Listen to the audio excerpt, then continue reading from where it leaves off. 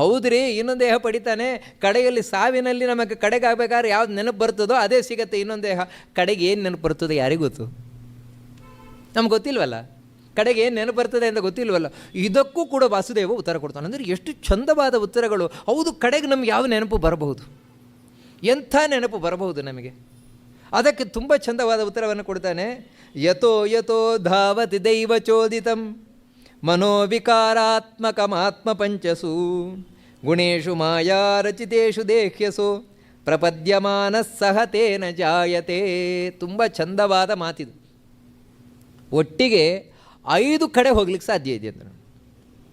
ನಮಗೆ 5 ವಿಧವಾದ ನೆನಪು ಬರಲಿಕ್ಕೆ ಸಾಧ್ಯ ಇದೆ, 5 ಕಡೆ ಹೋಗ್ಲಿಕ್ಕೆ ಸಾಧ್ಯ ಇದೆ.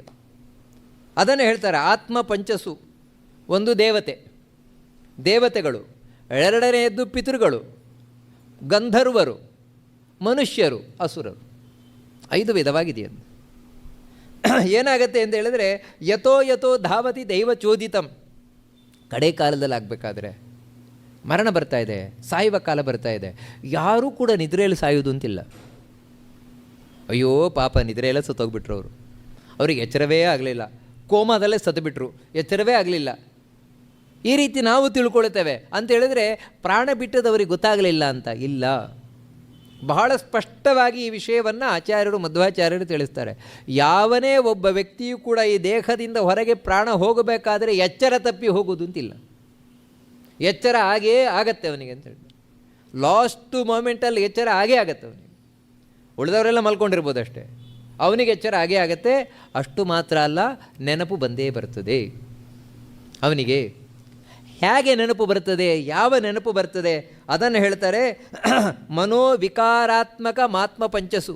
ಈ ಮನಸ್ಸಿನಲ್ಲಿ ಬರ್ತದೆ ಅವನಿಗೆ ನೆನಪು. ಎಂಥ ಮನಸ್ಸು ಅಂದರೆ ವಿಕಾರ ಅಂತೇಳಿದರೆ ಬದಲು ಚೇಂಜ್ ಆಗ್ತಾ ಇರ್ತದೆ ನಮ್ಮ ಮನಸ್ಸು. ಅದಕ್ಕೆ ಇವತ್ತಿದ್ದಾಗ ನಾಳೆ ಇರೋಲ್ಲ, ನಾಳೆ ಇರಾಗ ನಾಳೆ ಇರೋಲ್ಲ.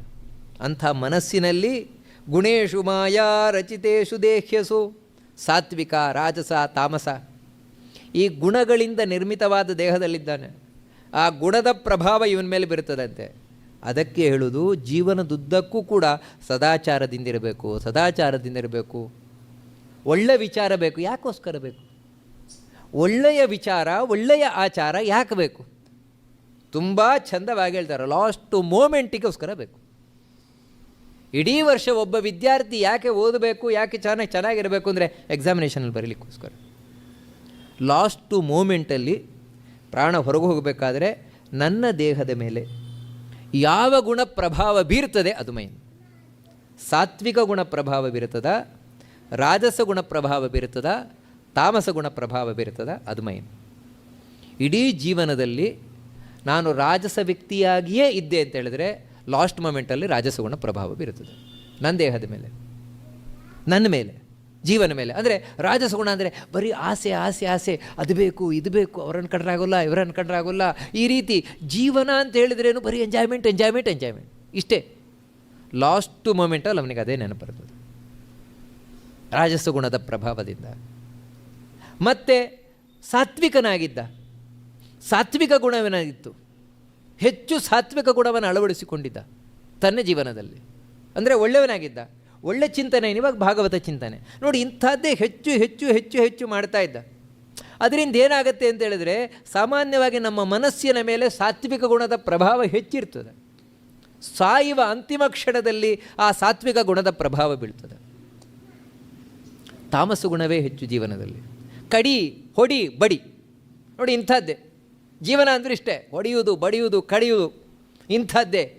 ಅವನನ್ನು ಕೊಲ್ಲುವುದು, ಇವನನ್ನು ಕೊಲ್ಲುವುದು, ಅವನಿಗೆ ಮೋಸ ಮಾಡುವುದು, ಇವನಿಗೆ ಮೋಸ ಮಾಡುವುದು, ಅಲ್ಲಿ ಕೊಲೆ ಮಾಡುವುದು, ಇಲ್ಲಿ ಕೊಲೆ ಮಾಡುವುದು, ಅಲ್ಲಿ ಅತ್ಯಾಚಾರ, ಇದೆ ಜೀವನದುದ್ದಕ್ಕೂ ತಮೋಗುಣ. ಜೀವನದ ಇದ್ದಿ ಹಾಗೆ ನಡೆದದ್ದು. ಕಡೆಯಲ್ಲಿ ತಮೋಗುಣವೇ ಎಚ್ಚರಾಗುತ್ತೆ ಲಾಸ್ಟ್ ಮೂಮೆಂಟಲ್ಲಿ. ಹೌದು, ಈ ಗುಣ ಇದ್ರ ಒಂದು ಪ್ರಭಾವ ಬೀರುತ್ತು.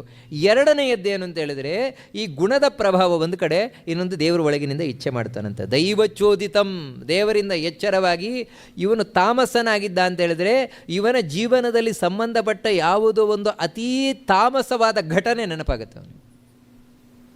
ಅಂದರೆ ಯಾವುದೋ ಒಂದು ಹೆಣ್ಣನ್ನು ಅತ್ಯಾಚಾರ ಮಾಡಿದ್ದಾನೆ, ಅತ್ಯಾಚಾರ ಮಾಡಿದ್ದು ಒಳಗೆ ಉಳ್ಕೊಂಡ್ಬಿಟ್ಟಿದೆ ಅವನಿಗೆ. ಲಾಸ್ಟ್ ಮೂಮೆಂಟಲ್ಲಿ ಅದೇ ಎಚ್ಚರ ಆಯಿತು, ನೆನಪಾಯ್ತು ಅವನಿಗೆ, ಪ್ರಾಣ ಬಿಟ್ಟು ಹೋದ. ಅದರಿಂದಾಗಿ ಇವನು ದೈತ್ಯನಾಗಿ ಬರ್ತಾನೆ. ದೈತ್ಯನಾಗ್ತಾನೆ, ಅಥವಾ ದೈತ್ಯರ ಬಳಿ ಹೋಗ್ತಾನೆ. ಅವುಗಳ ಬಳಿ ಹೋಗಿ ಇವನು ದೈತ್ಯನಾಗ್ತಾನೆ, ದೈತ್ಯರಾಗಿ ಹಾಕ್ತಾನೆ. ಇಲ್ಲ, ಒಳ್ಳೆಯದನ್ನೇ ಮಾಡ್ತಾ ಇದ್ದ. ಅದರಿಂದಾಗಿ ಕಡೆ ಸಮಯದಲ್ಲಿ ಸತ್ವಗುಣ ಜಾಗೃತ ಆಯಿತು. ಅದರಿಂದಾಗಿ ಇವನ ಜೀವನದಲ್ಲಿ ಆದ ಯಾವುದೋ ಒಂದು ಒಳ್ಳೆ ಘಟನೆ ಲಾಸ್ಟ್ ಮೂಮೆಂಟಲ್ಲಿ ನೆನಪಾಯಿತು. ದೇವತಾ ಲೋಕಕ್ಕೆ ಹೋದ. ಒಂದೊಮ್ಮೆ ಇವನಿಗೆ ಆ ದೇವತೆಯಾಗುವ ಯೋಗ್ಯತೆ ಇತ್ತು ಅಂತ ಹೇಳಿದರೆ ಆ ದೇವತೆ ಆಗ್ತಾನೆ. ಇಲ್ಲ, ಆ ದೇವತೆಯಾಗುವ ಯೋಗ್ಯತೆ ಇಲ್ಲ ಇವನಿಗೆ. ಆಗ ಆ ದೇವತಾ ಲೋಕದಲ್ಲಿ ಹೋಗಿ ಇರ್ತಾನೆ, ದೇವತೆಗಳು ಒಟ್ಟಿಗಿರ್ತಾನೆ. ಆ ರೀತಿ ಈ ಸತ್ವಗುಣ ಜಾಗೃತ ಆಗಿದೆ, ಸ್ವಲ್ಪ ಜಾಗೃತ ಆಗಿದೆ ಅಷ್ಟೇ. ಇನ್ಯಾವುದೊಂದು ಸಾಮಾನ್ಯ ಒಳ್ಳೆಯದ್ದೇ ಯಾವುದೊಂದು ನೆನಪಾಯಿತು, ಅಷ್ಟು ಒಳ್ಳೆಯದಲ್ಲ, ಸ್ವಲ್ಪ ಒಳ್ಳೆಯದಷ್ಟೇ. ಅಂಥ ಸಂದರ್ಭದಲ್ಲಿ ಇವನು ಪಿತೃಲೋಕಕ್ಕೆ ಹೋಗ್ತಾನೆ. ಇಲ್ಲ, ಇನ್ನೂ ಸ್ವಲ್ಪ ಒಳ್ಳೆಯದರಲ್ಲೇ ಸ್ವಲ್ಪ ವ್ಯತ್ಯಾಸ ಇದೆ. ಗಂಧರ್ವ ಲೋಕಕ್ಕೆ ಹೋಗ್ತಾನೆ. ಏನಿಲ್ಲ, ರಾಜಸುಗುಣವೇ. ಸಾಯುವ ಅಂತಿಮ ಕ್ಷಣದಲ್ಲಿ ರಾಜಸುಗುಣ ಜಾಗೃತ ಆಗಿಬಿಡ್ತು. ರಾಜಸುಗುಣ ಜಾಗೃತ ಆದದ್ರಿಂದಾಗಿ ಇವನಿಗೆ ನೆನಪಾದದ್ದು ಯಾರು ಅಂತ ಹೇಳಿದ್ರೆ, ಇಲ್ಲೇ ಹಚ್ಕೊಂಡಿದ್ನಲ್ವಾ, ಹೆಂಡತಿ, ಮಕ್ಕಳು, ಆಸ್ತಿ ಪಾಸ್ತಿ, ದುಡ್ಡು, ಇದು ಅದೇ ನೆನಪಾಯಿತು. ಸತ್ತ, ಮತ್ತೆ ಎಲ್ಲ ಹುಟ್ಕೊಂಬಂದ, ಇಲ್ಲೇ ಹುಟ್ಕೊಂಬಂದ, ಮತ್ತೆ ಮನುಷ್ಯರೆಲ್ಲ ಹುಟ್ಟಿ ಬಂದ. ಈ ರೀತಿ ಆ ಲಾಸ್ಟ್ ಮೂಮೆಂಟ್ ಅನ್ನುವಂಥದ್ದು ಎಷ್ಟು ಪ್ರಮುಖವಾಗಿದೆ ನಮ್ಮ ಜೀವನದಲ್ಲಿ. ಅದಕ್ಕಾಗಿ ನಾವು, ಯಾಕಂತ ಹೇಳಿದರೆ ಅದು ನಾವು ಹೇಳಿದಾಗಿಲ್ಲ, ಆ ಲಾಸ್ಟ್ ಮೂಮೆಂಟ್ ಅನ್ನುವುದು ನಾವು ಹೇಳಿದಾಗಿಲ್ಲ. ಮತ್ತು ನಾವು ಹೇಗೆ ಪ್ರಾಕ್ಟೀಸ್ ಮಾಡಿದ್ದೇವೆ ಆ ರೀತಿ ಇದೆ.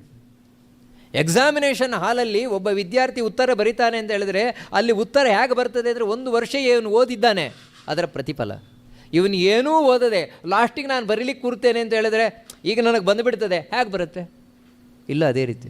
ಅದಕ್ಕಾಗಿ ಹೇಳುವಂಥದ್ದು, ಕಡೆಗೆ ದೇವರ ಸ್ಮರಣೆ ಮಾಡ್ತೇನೆ ಅಂದರೆ ಬರುವುದಿಲ್ಲ, ಮತ್ತೆ ಮೊದಲಿನಿಂದಲೇ ಮಾಡ್ಕೊಂಡು ಹೋಗಬೇಕು.